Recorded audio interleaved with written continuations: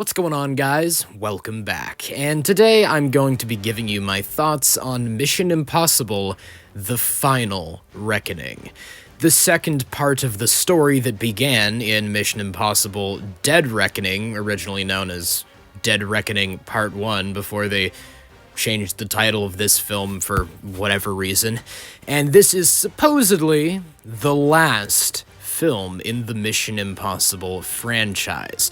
Now, I really enjoy these movies, if you couldn't tell. I have a whole series of videos reviewing them. However, I don't hold them in high regard like many people do. I don't come into these films expecting high art or true cinema of any kind. I want to be entertained. For the most part, these films deliver what they promise, and this one is no exception. Although I can't deny, as some people have pointed out, it is not nearly as refined as some of the previous films in the franchise. Just like its predecessor, Dead Reckoning, The Final Reckoning brings the stakes of the franchise to an all-time high, which I feel is earned at this point. The series has gradually ramped up in terms of the consequences of our characters' actions, and it's now gotten to the point where there is an insane AI trying to nuke the planet.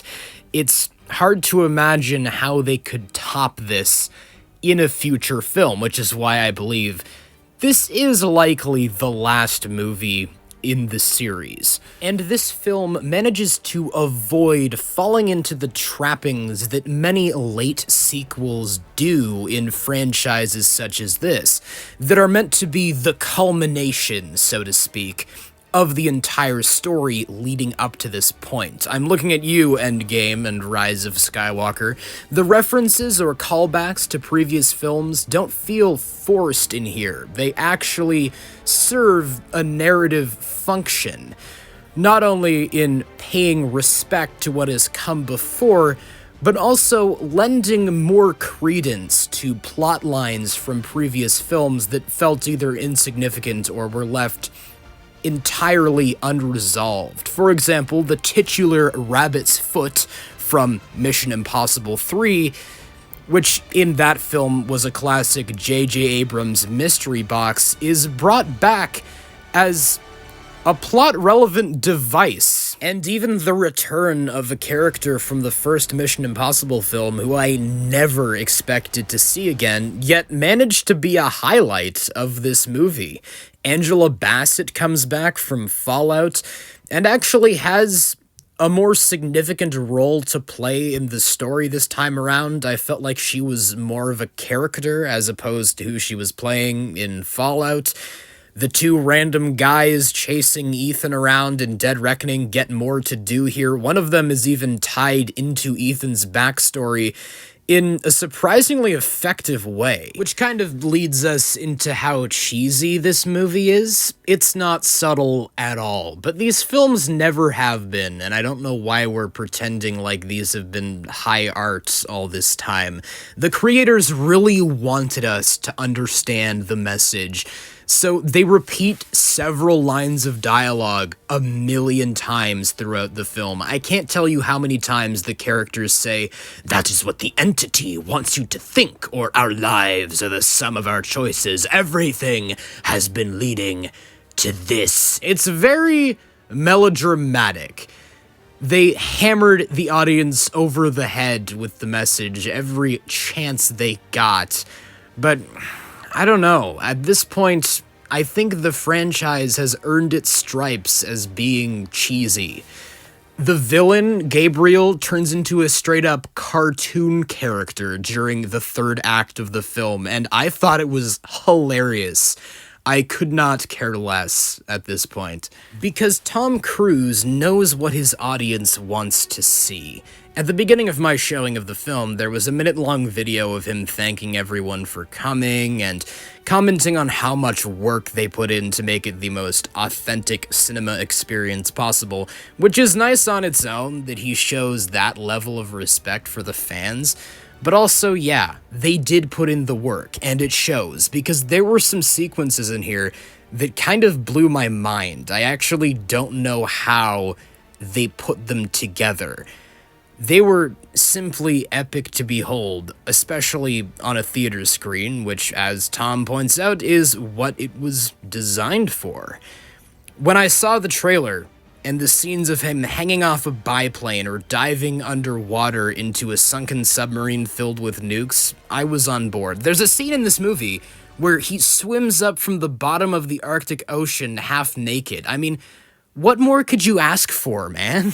Something worth noting about this film compared to the previous ones is that it's very dour, almost oppressively so. That's not to say that the previous films in the franchise didn't take themselves seriously to an extent, but everyone in here is very serious and sad because the stakes are so high. Even the comic genius Simon Pegg isn't the same reliable source of levity that he has been in the past.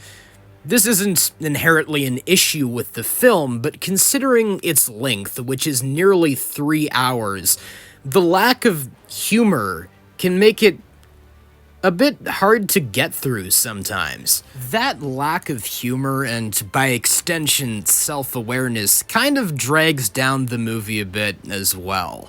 The Mission Impossible franchise has always walked a fine line between realism and absurdity. Fallout and Dead Reckoning really pushed this series to its limits, but the final Reckoning is like falling off the edge into the abyss of absurdity, because the action scenes in here, as awesome as they are, can be harder to buy sometimes.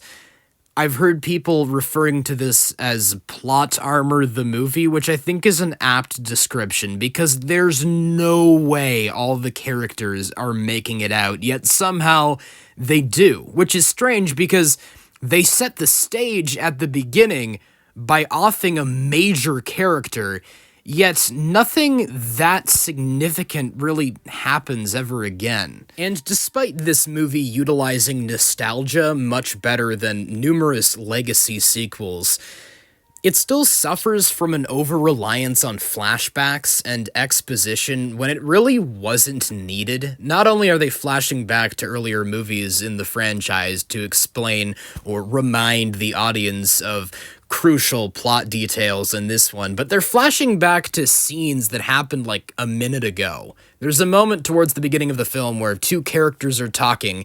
They mention something that happened 5 minutes ago, which they promptly flash back to.